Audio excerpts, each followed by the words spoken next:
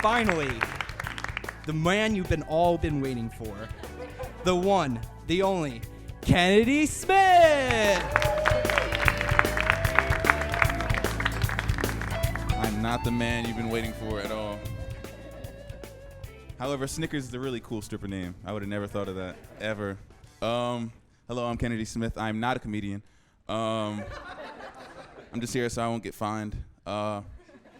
People are very picky with relationships nowadays, to be honest with you. Like, some people say they can't be with somebody who's too small, too tall, too fat, too dirty, too addicted to heroin, whatever the case may be. You know, like, it's always that extreme. It's always that place that people just won't touch. You know, like, it's always that deal breaker. And I can't lie, I have a deal breaker myself, all right? Mine is that I can't be with a girl who pours in the milk before the cereal. Honestly, I can't. I think anybody who pours the milk in before the cereal, like, has moral dyslexia, because that's so backwards. Like, what are you doing with your life? Like, how do you live with yourself? You pour the milk in before the cereal, huh? Do you go to sleep with sneakers and jeans on too? Like, do you take post-shower craps as well? Like, is that what you do? You pour the milk in before the cereal? Huh? If you break your ankle, do you wear a sling for recovery? Like, you're so backwards. I don't get people. It's ridiculous. So my friend tells me all the time, you know, like, you have issues, okay? Why do you feel that way about cereal? How are you so passionate? You know, you're probably never gonna get a girl. But joke's on him, my girlfriend's lactose intolerant, okay? Yeah, she's a keeper. She's a keeper. Oh yeah, so I've been in a relationship for 4 years now, and thank you for not clapping, because really did not want your sympathy at all. That was not as much of a statement as it was a cry for help. I don't need to be praised, guys. I need to be saved, honestly. Seriously, I've been in a relationship for 4 years, right? I'm 20 years old. 4 years, that's 1/5 of my life. 1/5 of my life, that's 1,460 days. 1,460 days, that's 35,040 hours. 35,040 hours, that is 2,102,400 minutes. 2,102,400 minutes, that's 300 million seconds dedicated to one person. I don't know if I'm in love or incarcerated. That's some real hard time. I've been doing some real hard time, guys. Did I make those numbers up? Of course I did. But you weren't gonna count, were you? I didn't think so. Let's see, what else do I hate? Still hate people who pour the milk in before the cereal.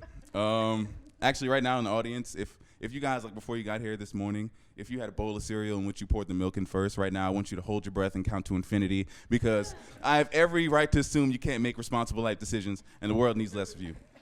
But anyway, I hate when people place negativity on your dreams, okay? And being a comm major, I get this all the time, and I'm sure everybody's got this at least once before in their life, okay? It goes a little something like this.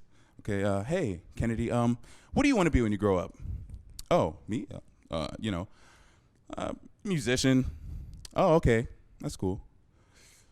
What's your plan B? Yeah, that right there, that question, negativity. Stay away from people like that. Anybody asking you about your plan B, even if it's your parents, run away from home. I don't care.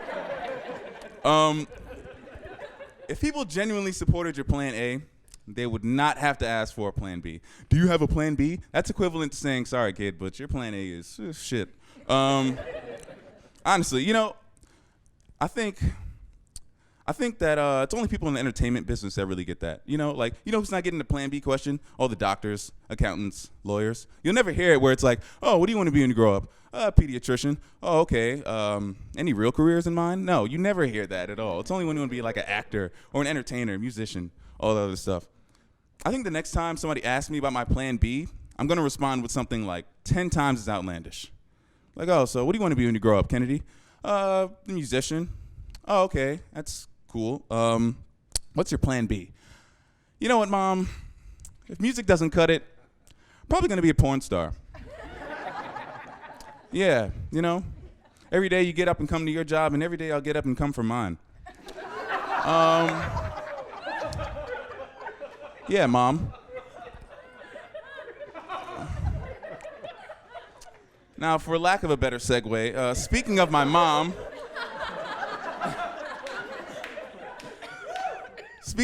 I think everybody should have unprotected sex at least once in their life. How do you think I got here? You know, like, I see people give me weird looks every time I say that. I don't know, like, if you think like a stork just delivered me via Uber or something, like, no, like my parents, you know, did stuff, and here I am. Yeah, I think everybody should have unprotected sex at least once in their life. There's really no punchline to that. That was kind of off script. I was just kind of thinking about it, you know. Unprotected sex. There's really no way to sugarcoat it. That's about as raw as it gets, pun intended. Yeah. I mean, have you ever had sex with a condom on? Like, I don't really want you to answer, but like, have you ever? It's rhetorical, but you ever did that? It's like, having sex with a condom is kind of like going all the way to the beach just to swim with a poncho on. You know, like yeah, you experience the water, but you don't really get wet. Am I right, ladies? Whew. Edgy. Where do I go from here? I don't think doctors will be existent soon. I give them to about maybe 2020. I don't see why I should go out of my way to go see a doctor when I have my own private doctor at home. Google is the man. Yeah. You don't have to call to make an appointment for Google, let's be honest, okay? Google doesn't make you stay in the waiting room and fill out 30 forms for 2 hours, am I right? You know, like, Google doesn't put a cold-ass stethoscope on your bare chest and tell you to take deep breaths until you get lightheaded. Google doesn't ask for any of that, okay? It's very, very simple. Very, very simple. Let's see, what else? My dad is cool.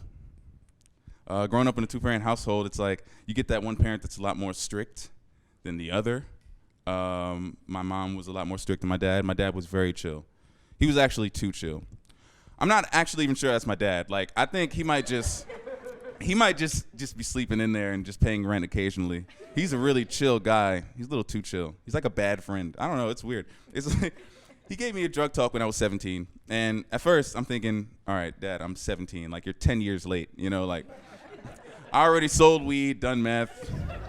Befriended a few crackheads myself, man. Like, been there, done that. Did my time. But he sits me down. The first words that come out of his mouth, the only words, actually, this is his whole drug talk speech thing he gave me. Sat me down. He was like, son, look, you can try drugs, okay? Just don't get on it. That was it. That was the end of the drug speech. That was all. He got up. He just walked away. That was it. I was like, what are you talking about? Oh, my God, that makes no sense. Like, that's like me telling you, hey, kids, you can drink and drive. Just don't make it a habit, you know? It's ridiculous. All right, guys, I'm Kennedy Smith. That's been Common Hour, Comedy Hour. Let's give it up for all the comedians who performed today. Get up here. Come on. Hey, get up here. You guys have been wonderful. Thank you, thank you, thank you, thank you, thank you.